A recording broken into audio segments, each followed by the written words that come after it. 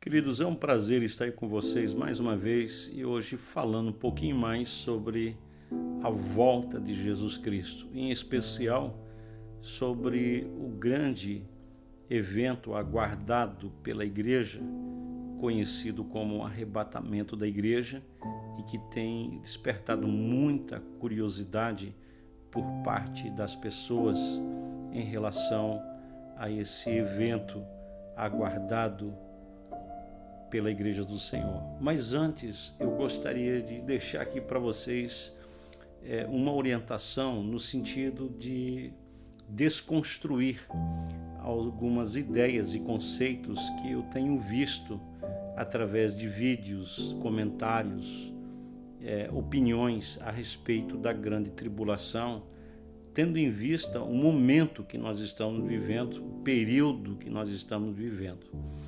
Queridos, a Bíblia fala sobre a grande tribulação, fala.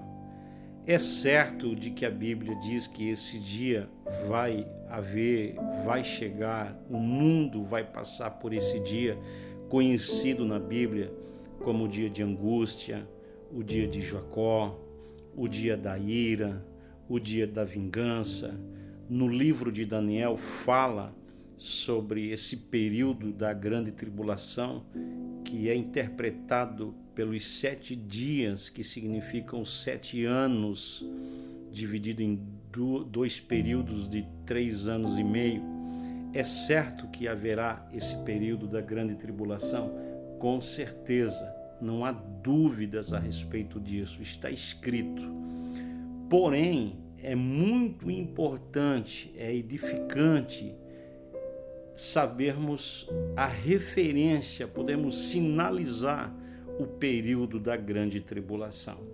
A Bíblia fala, em primeiro lugar, em 1 Tessalonicenses, lá no capítulo 2 e do verso 1 a seguir, a Bíblia fala sobre os cristãos que na época de Paulo, eles estavam temerosos e sem referência a respeito da vinda do Senhor Jesus.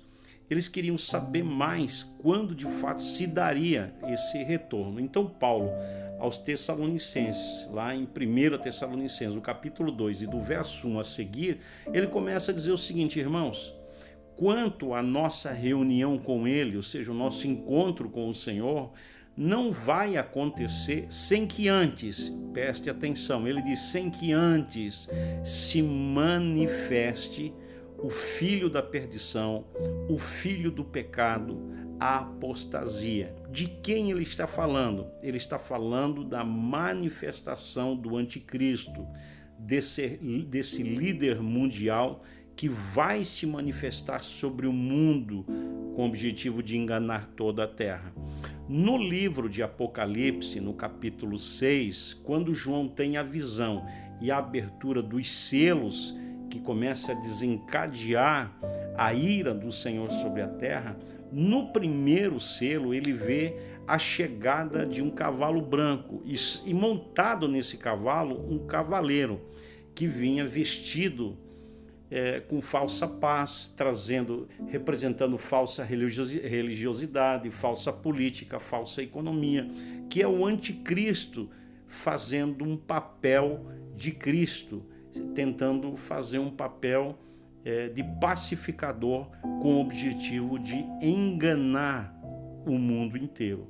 Então vejam que a Bíblia é clara, que sem que primeiro haja a manifestação desse homem, sem que primeiro haja a manifestação do anticristo, não se deve, não se pode, em hipótese alguma, falar sobre o dia da grande tribulação. O que nós estamos vivendo pode ser qualquer outra coisa. O alinhar de Deus, o avisar de Deus, o chacoalhar, o trombetear de Deus, o princípio de dores, pode ser traduzido por qualquer outra manifestação, menos a grande tribulação. Contudo, esse dia vai acontecer? Vai acontecer. Agora, queridos, a grande questão é o seguinte: muitas pessoas estão querendo saber quando que isso vai acontecer. Eu penso que o grande problema não está aí. Não é a data em si, mas é a questão quem? Quem está preparado para o retorno do Senhor Jesus Cristo?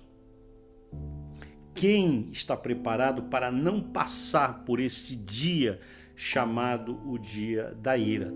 Aí você diz, mas o senhor está dizendo que então haverá um grupo que não vai passar pela grande tribulação? Com certeza. Assim como a tribulação é certa também que há um grupo que não vai passar, há um povo que não vai passar por esse dia, que serão poupados. Para entendermos melhor isso, é importante sabermos como se dará o retorno de Jesus Cristo. E é importante sabermos que o retorno de Jesus se dará, primeiro, de forma universal e de forma particular. Primeiro, de forma particular, ele se manifestará para o seu povo antes da manifestação dessa grande tribulação, antes que aconteça esse dia. Então vamos falar desses textos que falam sobre essa manifestação. João, no capítulo 14, quando ele está falando com os discípulos, ele diz o seguinte: não se turbe o vosso coração, não se inquietem, credes em Deus e também em mim. Aí ele diz, na casa de meu pai há muitas moradas. Se não fosse assim, eu não teria dito isso a vocês. Aí ele fala, eu vou preparar o lugar e voltarei e vos levarei. Ele está dizendo, ó, eu vou tirar vocês daqui, eu vou vir e vou levar vocês para morar comigo. Então vejam que ele está falando com o seu povo, está falando com os seus discípulos, ele está fazendo uma promessa para a igreja. Um outro texto que eu conheço e chamo como texto áureo dessa promessa está lá em 1 Tessalonicenses capítulo 4, verso 17, quando Paulo fala a respeito dessa manifestação para a igreja, ele diz, depois nós, o que ficarmos vivos, ele está falando desse encontro com o Senhor, está falando do retorno do Senhor, ele diz, depois nós, o que ficarmos vivos, seremos arrebatados. Arrebatados quer dizer elevar, tirar, até porque esse encontro será nos ares. Mas o interessante, queridos, é observar que a palavra arrebatado ou arrebatados no original grego significa harpazo, que quer dizer tirados com força e com rapidez. Então está aí esses textos que falam de uma manifestação particular para o seu povo, falam de um encontro secreto, vamos assim dizer, um encontro que é baseado numa promessa peculiar para a sua igreja. Agora, quando você lê Apocalipse capítulo 1 e verso 7, que diz que a manifestação do Senhor será universal e todo olho verá, ali é uma manifestação para todo mundo, independente de crença, independente de quem crê ou deixa de crer. No livro de Zacarias, no capítulo 14, há um evento muito bonito que fala sobre a manifestação do Senhor na terra, e ele toca os pés no Monte das Oliveiras e o monte se fende. Um lado vai para o oriente e o outro para o ocidente, e então um vale se abre no meio dos montes e Israel foge.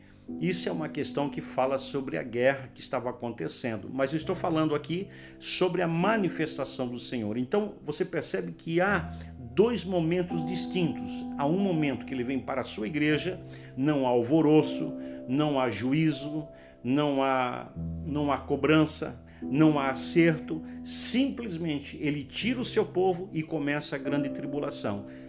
Apocalipse, no capítulo 1 e 7, quando fala que todo olho verá, Zacarias 14, que diz que ele vai vir com os seus santos e vai colocar os pés no Monte das Oliveiras, ali é um período de juízo, de justiça, de socorro e principalmente de consolidação do reino de Deus na terra.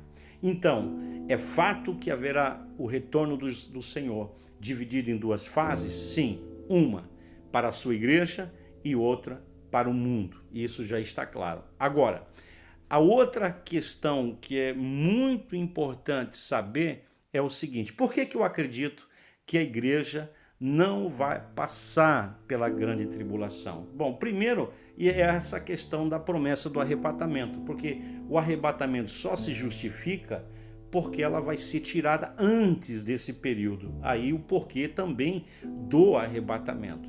Mas no livro de Apocalipse, no capítulo 13, o verso 10, quando João fala sobre a carta que está sendo escrita para a igreja de Filadélfia, que é a igreja que representa, que traz o retrato da igreja dos nossos dias, e ele diz assim, ó, como vocês guardaram a palavra da minha perseverança. Ou seja, como vocês foram fiéis, como vocês cumpriram o que estava escrito, como vocês guardaram o que estava escrito, como vocês suportaram as afrontas, as perseguições, vocês guardaram a fé.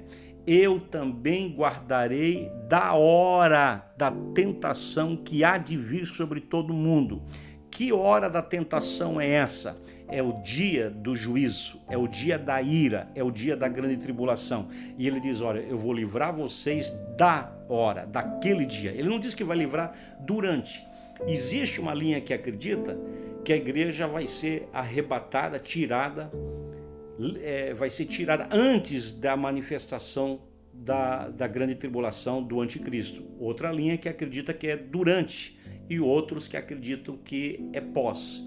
Eu acredito na visão pré-tribulacionista. Nós acreditamos que a igreja vai ser tirada antes, porque é uma questão de promessa. Está escrito e assim nós acreditamos. Agora, queridos, no último livro da Bíblia Sagrada, do Antigo Testamento, o livro de Malaquias, no capítulo 3 e do verso 16 a seguir, está escrito assim, ó.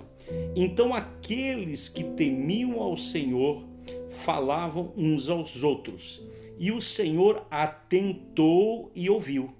Um memorial foi escrito diante dele para os que temiam ao Senhor e para os que se lembravam do seu nome. Eles serão meus, diz o Senhor dos Exércitos, minha possessão particular naquele dia que preparei. Poupá-los-ei como um homem poupa o seu filho que o serve. E o último verso, o verso 18 diz, e então vereis outra vez a diferença entre o justo e o ímpio, entre o que serve a Deus e o que não serve. No livro de Malaquias, em especial nesse texto, no capítulo 13, do verso 16 a seguir, fala o seguinte, primeiro, queridos, existem muitos livros na Bíblia.